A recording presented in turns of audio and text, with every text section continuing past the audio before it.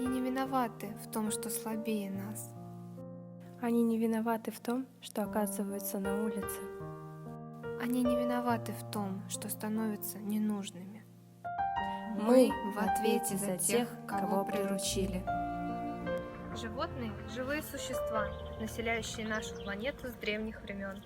В 21 веке существуют различные мнения на то, является ли животное чьей-то собственностью, или оно принадлежит само себе. На сегодняшний день Гражданский кодекс среди объектов гражданских прав называет и животных в том числе. Что касается домашних животных, то они не попадают под действие норм закона о животном мире, что позволяет отнести их к свободно обращаемым в гражданском обороте. Из этого следует, что домашние животные имеют все признаки движимого имущества, а именно вещей. Мы призываем к тому, что животные – это не вещь. Ведь животное для нас всего лишь часть жизни. А мы для них и есть вся жизнь.